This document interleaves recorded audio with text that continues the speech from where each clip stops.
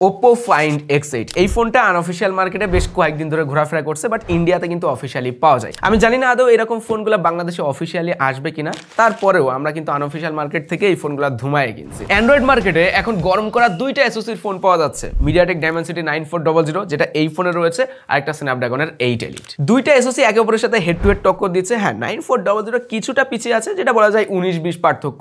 আমরা 8 Elite নিয়ে কয়েকটা স্মার্টফোন অলরেডি রিভিউ করে ফেলেছে, তার ভিতর থেকে আমরা Xiaomi 15 Pro টেস্টের রেজাল্ট, Geekbench 6 বলেন বা AnTuTu টেস্ট বা CPU স্ট্রেস টেস্ট, ওইগুলোর সাথে Oppo Find X8 এর টেস্টের রেজাল্টগুলো আপনাদেরকে স্ক্রিনে দেখিয়ে দেবো। ওইগুলো দেখলেই আপনারা ফাইন্ড আউট করতে পারবেন যে কোন ফোনটা কোন দিক থেকে এগিয়ে আছে। যাই হোক, আমরা এই ফোনটা পেয়েছি টেক অ্যান্ড টক বিডি থেকে, যাদের কাছে অফিসিয়াল সিল প্যাক করা ইনঅ্যাক্টিভ ডিভাইস আপনারা পাবেন। Oppo Find X8 এর 12 256 জিবির আনঅফিসিয়াল মার্কেটে টেক অ্যান্ড টকে আপনারা পেয়ে যাবেন 1,05,000 টাকার আশেপাশে। ভাই, শুরুতে দামটা একটু বেশি মনে হতে পারে, স্বাভাবিক, কিন্তু আনঅফিসিয়াল মার্কেটে দাম কিন্তু স্টেবল থাকে না। যখন কিনবেন টেক অ্যান্ড টকের সাথে একটু যোগাযোগ করে আপনারা আপডেট প্রাইসটা জেনে নিতে পারেন। 2024 সালে তো ভাই এআই এর খেলা অনেক দেখলাম, আর যে এআই খেলাটা এই ফোনেও বেশ ভালোভাবে খেলা হয়েছে। যেমন দেখেন ইমেজ প্রসেসিং বা এআই এর মাধ্যমে ছবি ক্রিয়েট করা, তারপরে দেখা যাচ্ছে ছবি তোলার পরে যে প্রসেসড হয় সেই ব্যাপারগুলো কিন্তু এই ফোনটাতে বেশ ভালোভাবে লক্ষণীয় ছিল। ফ্ল্যাগশিপ ফোন ভাই, 120 হার্টজে পাবজি এবং 120 হার্টজে কল অফ ডিউটি গেমগুলি খেলা যায়, এবং এই যে স্ক্রিনটা রয়েছে সেটা কিন্তু অবশ্যই অ্যামুলেট 120 হার্টজের গোরিলা গ্লাস 7i প্রোটেকশন থাকছে। বডি ফ্রেমটা অ্যালুমিনিয়ামের এবং রেয়ার প্যানেলেও গোরিলা গ্লাস 7i প্রোটেকশন রয়েছে। ফ্রন্টের দিক থেকে এবং ফ্রেমের এরিয়া এই দিক থেকে কিছুটা আইফোনের মতো ফিল পাওয়া যাচ্ছিল, শুধুমাত্র এই যে উপরের নচটা রয়েছে না, এটাকে সরিয়ে যদি আইফোনের ওই ডাইনামিক আইল্যান্ডটা এখানে ঢোকানো হয় তো সামনে দেখে মনে হবে যে এটা একটা আইফোন। কেন জানি না আইফোনের মতো কপি করছে সবাই। এরপরে আবার দেখেন লেফট সাইডে স্লাইডার দিয়েছে, অ্যান্ড এই বাটন পজিশন বা বাটনের স্ট্রাকচারগুলিও অনেকটাই মনে হচ্ছিল আইফোনের মতো। আচ্ছা, ওই ব্যাপারটা না হয় আমরা বাদই দিই। তো এটা কিন্তু একটা ছোটখাটো ডিভাইস ভাই, 6.59 ইঞ্চের একটা ডিসপ্লে রয়েছে, তারপরেও অন হ্যান্ড ফিলটা দারুণ ছিল, মানে এক হাতে কমফোর্টেবল ভাবে ব্যবহার করা যায়। তো এই ফোনে কিন্তু 5630 mAh এর বিগ ব্যাটারি রয়েছে। এখন যদিও আমরা এলিটের যে ফোনগুলো পাচ্ছি ওইগুলো সব 6000 উপরের ব্যাটারি দিচ্ছে। চার্জিং থাকছে 80 ওয়াটের, সেই সাথে ওয়্যারলেস আবার 50 ওয়াটের চার্জিং সুবিধাও রয়েছে। ফোনটার ওয়েট 193 গ্রাম আর 7.85 mm থিকনেস, বাট আপার পার্টটা কিছুটা হেভি, এই যে রাউন্ড শেপের বড় ক্যামেরা মডিউলটার জন্য। আর এখানে যে ওয়্যারলেস প্যাডটা রয়েছে না, এই ক্যামেরা মডিউল অনেকটাই জায়গা নিয়ে নিয়েছে। যখন আপনি ওয়্যারলেস চার্জিং ব্যবহার করবেন তখন কিন্তু ফোনটা আপার পার্টটা অনেকটাই বেরিয়ে থাকবে, সো এই ব্যাপারটা একটু নোটিসেবল। আমরা ক্যামেরা পাচ্ছি তিনটা,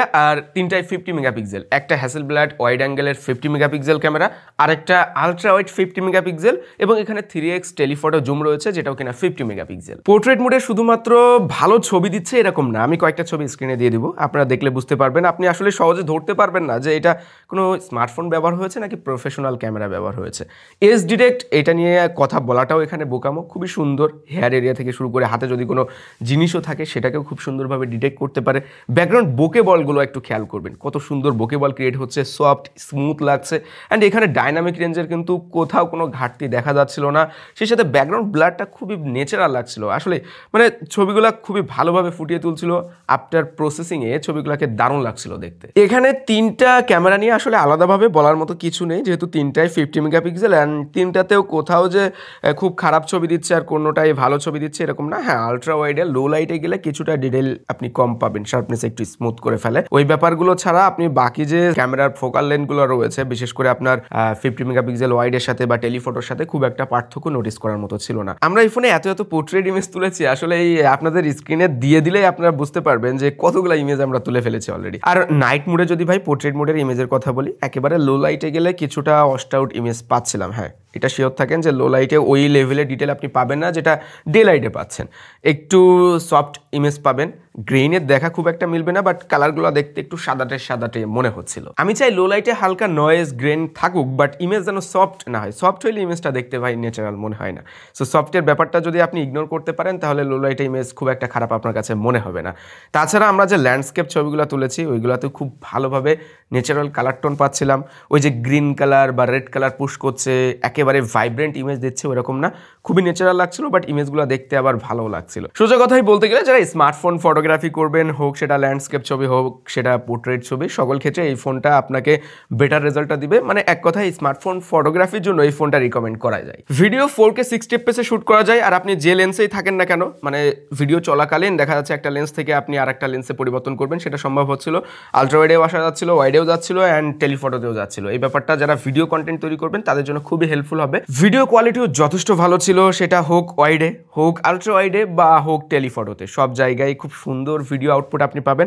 মানে এক কথায় ভিডিওগ্রাফির জন্য এই ফোনটা রিকমেন্ড করা যায়। যারা ফোন দিয়ে ভিডিও কন্টেন্ট তৈরি করবেন ভাবছেন, তারা ওপ্পো ফোন যদি পছন্দ হয়ে থাকে এই ফোনটা সিলেক্ট করতে পারেন, ভালো ভিডিও কোয়ালিটি পাবেন ফোনটা থেকে। ফ্রন্ট ক্যামেরা আছে 32 মেগাপিক্সেল। ওপ্পোর আজ যাই হোক ভাই সেলফি ক্যামেরা খারাপ হবে না, এটা শিওর থাকেন, মানে আপনাকে দেখতে সুন্দর লাগবে। ওয়াইড অ্যাঙ্গেল পাচ্ছিলাম 21mm ফোকাল লেন্থে, আর এই জায়গায় ছবিগুলো ভালোই পেয়েছি, শার্পনেস ভালো দিতে পেরেছে, কালার টালার ঠিকঠাকই আছে। ওই যে বললাম ওপ্পো সেলফি ক্যামেরা খারাপ হবে না, কয়েকটা স্যাম্পল ইমেজ দেখিয়ে দিলে আপনারা ওখান থেকেই ধারণা পেয়ে যাবেন যে কিরকম সেলফি কোয়ালিটি পাওয়া যাচ্ছে এই ফোনের ক্যামেরাতে। সামনের ক্যামেরা দিয়েও 4K 60 fps ভিডিও শ্যুট করা যায়, আর এর ইআইএসটা যথেষ্ট পাওয়ারফুল ভাই, মানে ওয়াইডও হচ্ছে ফুটেজটা, এবং হাত নড়ানড়ি করলেও যে খুব বেশি কেঁপে যাচ্ছে এরকমও না। আমি একটু আপনাদেরকে ইনডোরে যেয়ে দেখাই যে হালকা পাতলা লো লাইট থাকলে কীরকম ভিডিও পাবেন।